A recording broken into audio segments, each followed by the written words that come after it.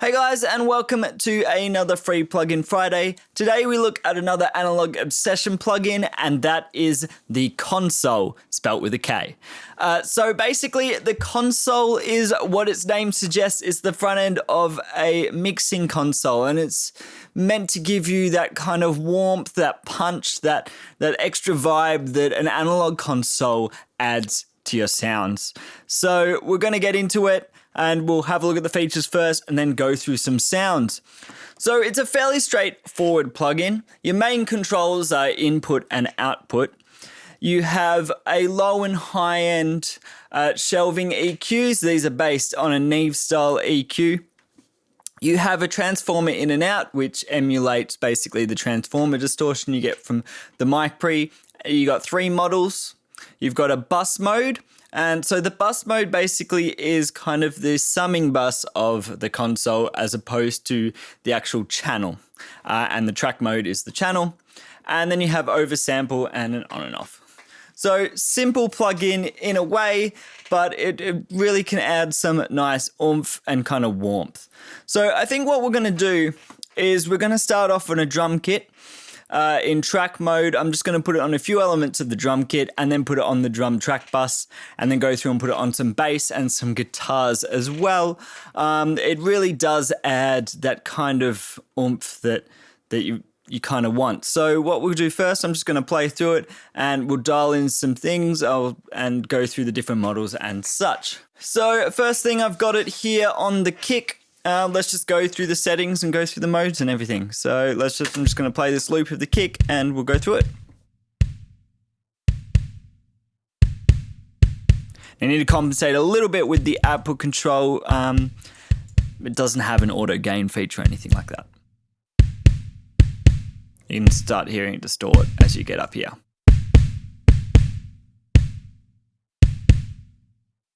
So let's switch on the transformer. A little bit of weight to the sound, and let's listen to the few different models.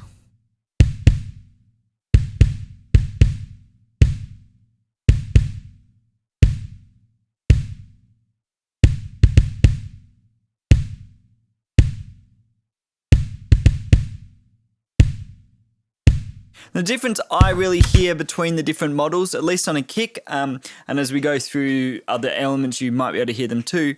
I think the way it's meant to be is the grey is a tube model, blue is a Neve, and black is a transistor model, maybe in SSL or something.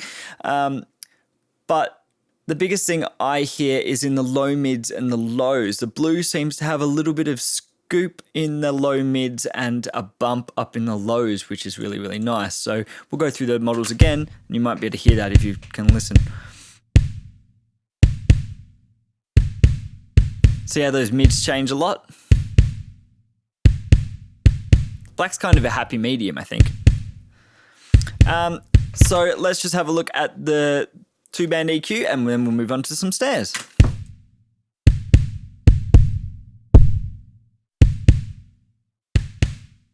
So pretty powerful.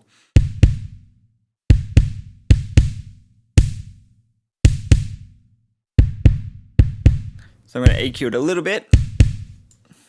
Put it back on the blue. This is what we had originally. Let's level compensate a bit better. I'm going to pull back the input.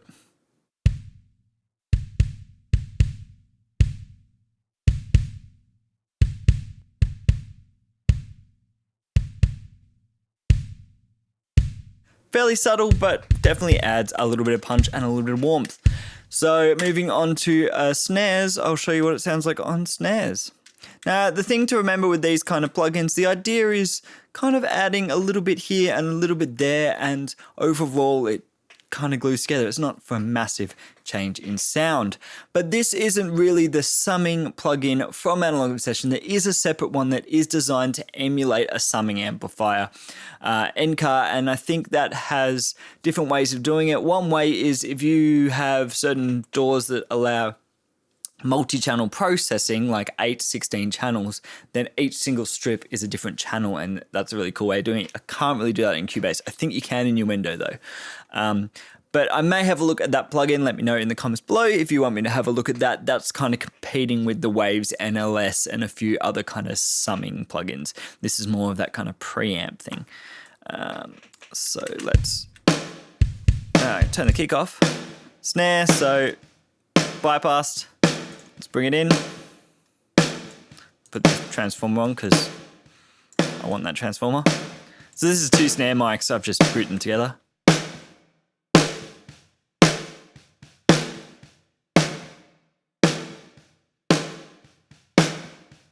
A little bit more hair up there. I like it. A little bit more punch.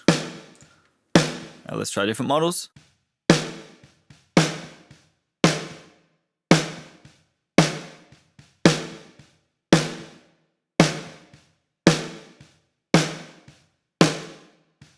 Kind of like the black model on this, maybe a little bit more high end, a little bit more low end.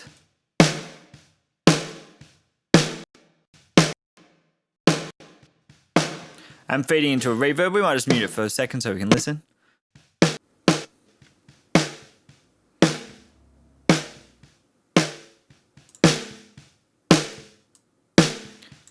So without the reverb on, you can really hear what it does to the tail, which is really cool. Really brings a little bit more life into those snares. So I'm going to leave it there. And I think I've put this on the rooms as well because I like to give rooms a bit of a vibe. So let's load that up. Okay, so let's now take a look at the rooms. I kind of want to go for a bit of a more crunchy thing on the rooms, really push it a little bit.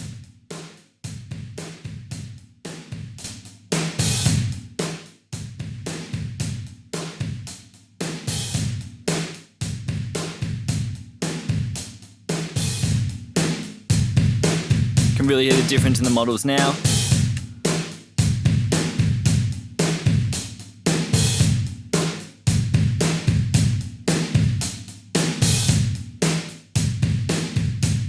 We can have a listen to what bus mode sounds like compared to track mode.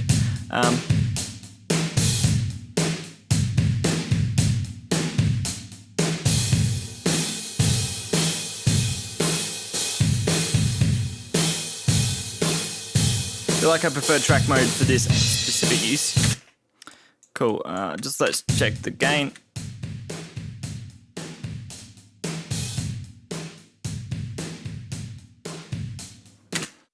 Okay, so now I have it here on the drum bus. I've kept it on the kick, the snares, and the rooms. Just want to see what it can do in bus mode on all of the drums, kind of help it glue together a little bit.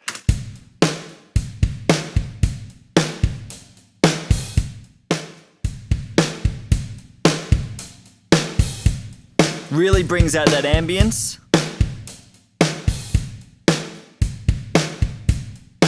Helps the snares sit back. I might actually turn the snares down a little bit. Different modes. Very different in the blue mode.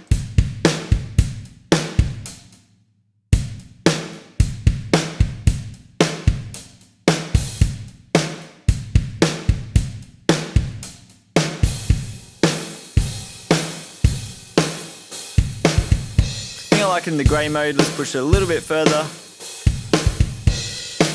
Maybe add a little bit of lows, a little bit of highs.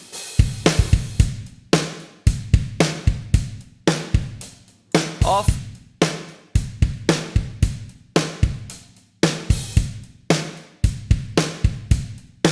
Subtle, subtle, subtle, but just I like it. I feel like it adds a little bit of width. Now, I've tried a lot of preamp plugins and they don't always work so well for me, and for free I'm actually quite pleasantly surprised by this. I often use the Slate ones. I'm a big fan of the Slate ones. I've tried Waves NLS, which like I said is meant to be more summing, but I really didn't like the distortion in NLS.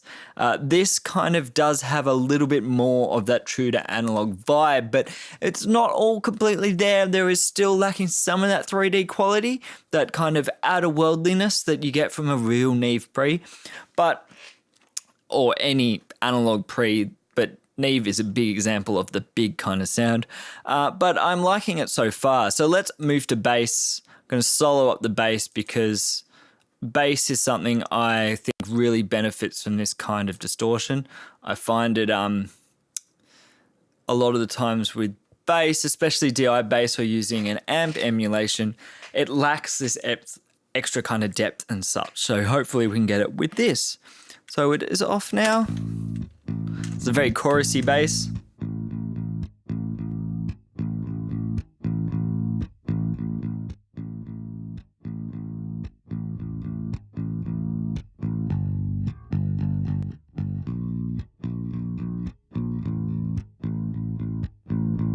Let's really push it a little bit. It doesn't really get nasty, this plugin, which is really good. Even though actually Neves do get really nasty. And some tube pre's can get pretty nasty. But so it's off, on. Let's try a few different models. Black's a little tighter, I think.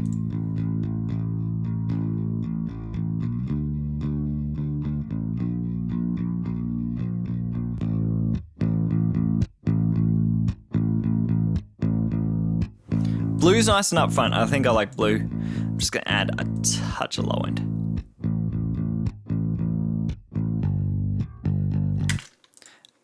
So I'm pretty happy with that on bass. Let's just go to that chorus section where it's a bit busier and switch between them. Output needs to be fixed a little bit. I might bring the bass up a little bit so we can hear it.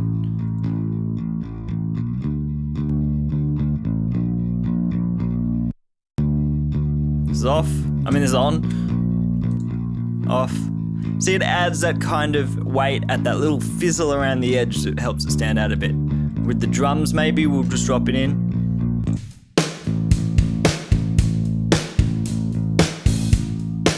So that's off. That's on. Yeah, just a little bit more growl and stuff. Really like it. Next, I'm just going to put it on the guitar bus in bus mode. Actually, no, I'll keep it in track mode. We just want to add a little bit of warmth to the guitars. So let's listen to all the guitars. I think we'll just do it in the chorus because the chorus has got a lot more going on. So these are all the guitars, which for some reason don't want to. There we go. All the guitars.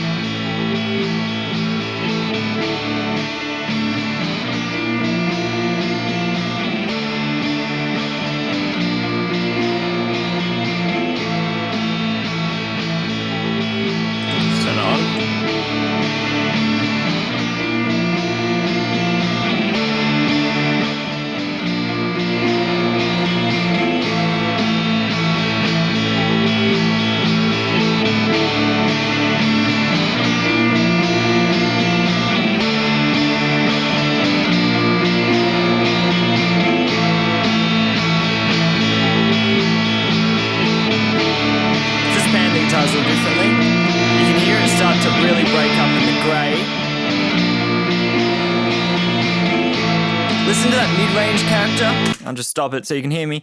Listen to that mid-range character as I change between into the blue. There is this like really kind of fuzzy mid-range thing coming in, which is kind of nice and might work for here. So let's go into it. Black's a lot darker.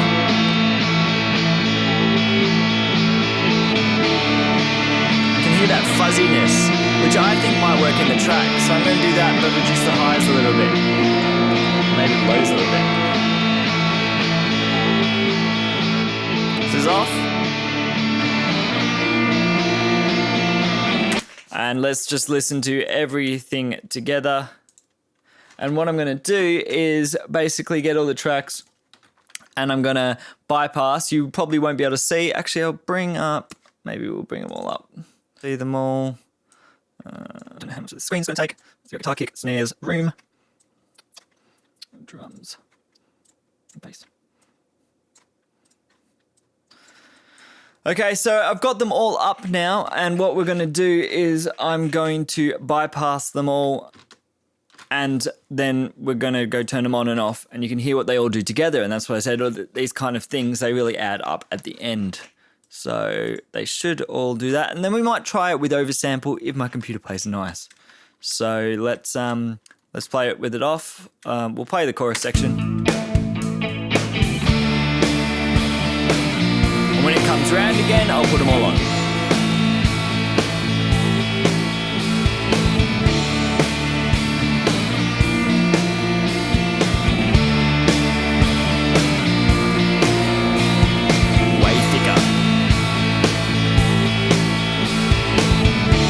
We're going to turn them off again when we get around, so you can really hear the difference.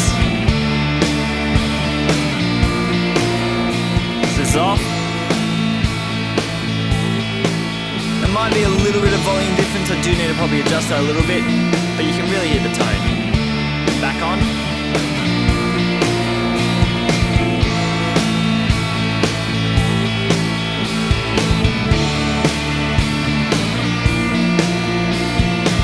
So you can really hear it bring some elements forward. It really changes the low end, kind of molds it a bit, adds a little bit of harmonic richness to the mid-range, depending on which model, depending on if you use the EQ. Of course, I use the EQ here too, which does make a difference with the low end. But yeah, it does add this something that you might not have in your digital recording, especially if you didn't use any analog preamps. Now I'm going to try and turn oversample on. You might not really be able to hear the difference because we're not driving it super hard. The thing with aliasing is it's really a problem when you start pushing high frequencies with a lot of distortion, like a fuzz style distortion and all that. That's when you get heaps of aliasing. With more subtle distortion like this, it is very, very hard to hear the aliasing. So oversample might not really make a huge difference, but we're going to try that anyway. So we'll do a whole round of this chorus with it off, and then we'll turn it on if it doesn't crash my whole Cubase session.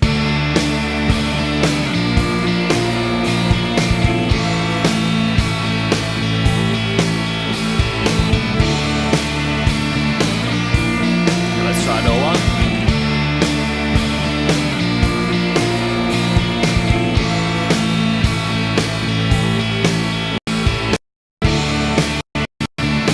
And we'll turn it off again. See, everything kind of stuttered for a second as we turned it off. Let's try that again. This is off.